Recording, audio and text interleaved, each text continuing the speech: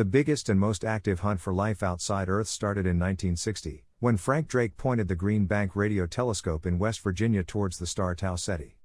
He was looking for anomalous radio signals that could have been sent by intelligent life. Eventually, his idea turned into SETI, which used the downtime on radar telescopes around the world to search the sky for any signals for 50 years. However, the sky has been silent. In February 2008, NASA sent the Beatles song, Across the Universe, pointing the telescopes in its deep space network towards the North Star, Polaris. Astronomers played out their short cosmic DJ set, hoping that it might be heard by intelligent aliens during its 430-year journey to the star. The hunt for intelligent species outside Earth was fiction in many sci-fi movies, but it is happening in real life too. NASA probes are on the lookout for planets outside our solar system, and astronomers carefully listening for any messages being beamed through space. How inspiring it would be to get confirmation that we are not alone in the universe, to finally speak to an alien race. Wouldn't it? According to the eminent physicist Stephen Hawking.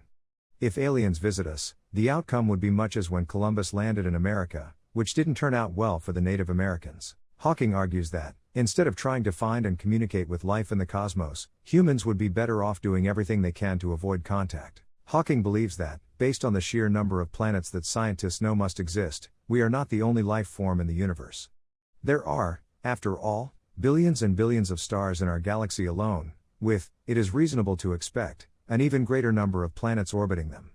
And it is not unreasonable to expect some of that alien life to be intelligent, and capable of interstellar communication.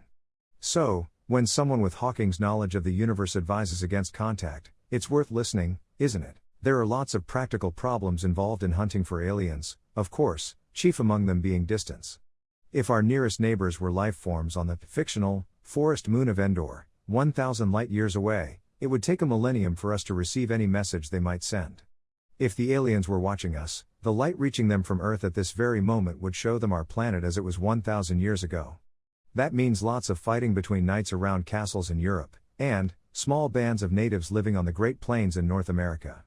It is not a timescale that allows for quick banter, anyway. They might not be communicating in our direction. Answers to some of these questions will begin to emerge in the next few decades. The researchers at the forefront of the work are astrobiologists, working in an area that has steadily marched in from the fringes of science, thanks to the improvements in technology available to explore space. Scientists discovered the first few extrasolar planets in the early 1990s and, ever since, the numbers have shot up. Today, scientists know of 443 planets orbiting around more than 350 stars. Most are gas giants in the mold of Jupiter, the smallest being Gliese 581, which has a mass of 1.9 Earths. In 2009, NASA launched the Kepler satellite, a probe specifically designed to look for Earth-like planets. And what happens if and when we detect a signal? My strenuous advice will be that the coordinates of the transmitting entity should be kept confidential, until the world community has had a chance to evaluate what it's dealing with. The Gong Show has already been broadcast for years. It may or may not have reached them.